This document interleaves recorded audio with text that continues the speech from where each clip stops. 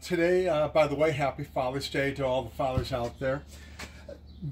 I'm playing today, my day off, and I've got a new jig that I've made up, and I want to try to explain what we're doing.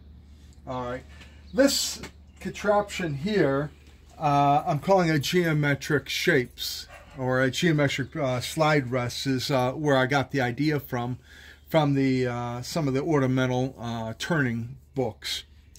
All right, basically what we're doing is that we're following a pattern, and it's going to move the workpiece up and down according to the pattern. I've tried a number of different templates, different oddball shapes, that all come up with some very interesting shapes, but quite honestly, most of them are too busy, and they don't work as well. I mean, they do work, but they don't. I haven't yet been able to figure out how to utilize the shapes because they're real oddball ones. If you see right here, I've been practicing up and down on this little piece of wood right here, all different shapes, okay, different patterns.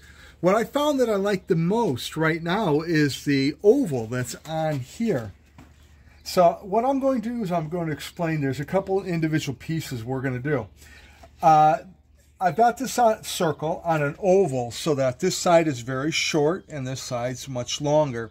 I've taken a Sharpie marker and marked the long and the short sides.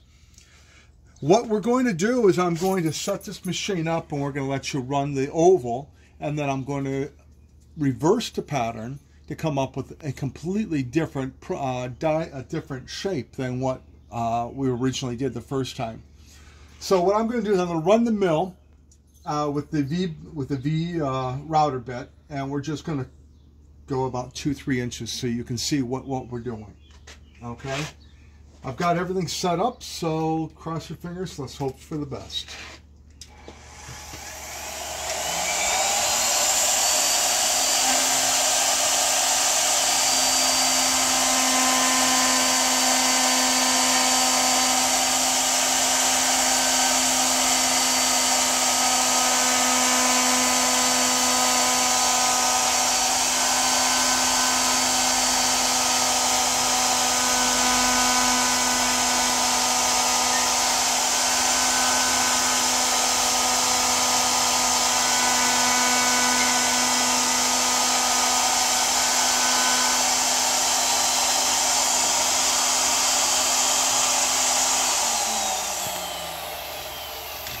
All right, what we've done here is,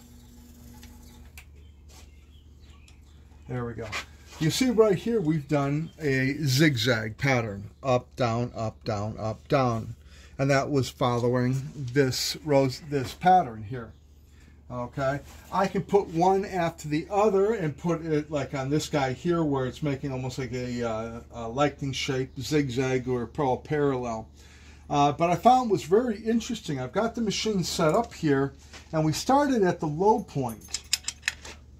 If I loosen my template up, and there's the low point again, at the same starting point that we were at, and I move it now up to the high point. There we go. Now when I run this machine, you can see what's going to end up happening. This is sort of interesting.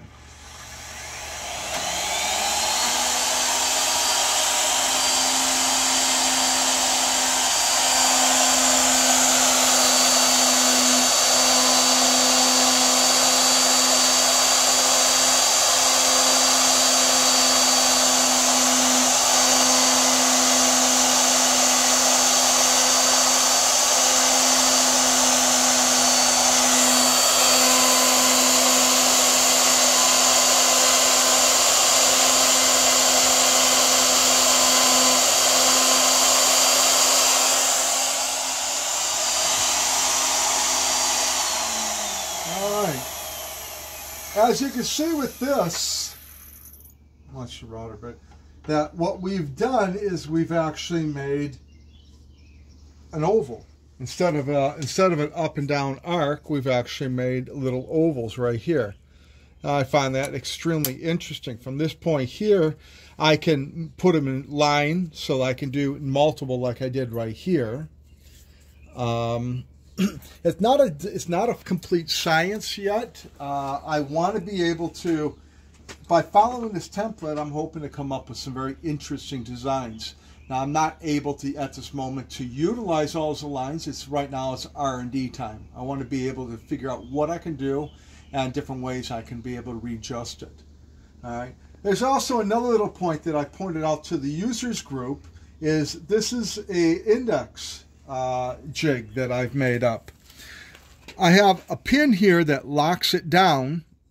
I released the pin, and what I have here is I have a ratchet and a limit. So if I turn this handle, it indexes, and right now, if I've counted it, it'll index 3 points, 3 individual holes.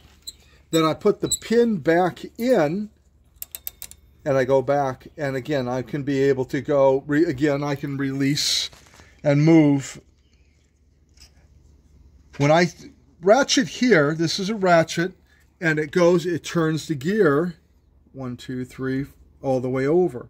And then I can put my lock back in there and hold that position. All right, again, this is not foolproof. I've had a few errors in the process. But you can see that by turning this, I can actually be able, it turns this gear.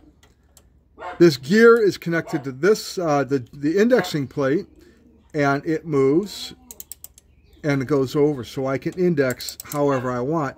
By changing this limit here, I can go just a little bit, or I can go as much as I want. By loosening this up, it makes so that I can only move a certain amount.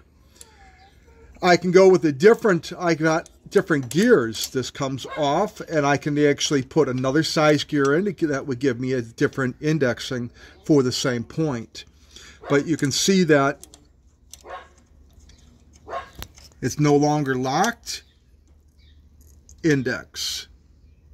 Lock it back down, and then I can redo another cut. So you can see that I've been a little busy playing with different ideas and different jigs. None of it's foolproof, but it is all a process of the learning experience. I'm having fun. I hope you have yourself a good time, and if you've got some ideas or input, please let me know. You can contact me at the Google group, Legacy Ornamental Mills Users Group, anytime. Thank you very much. Have a good day.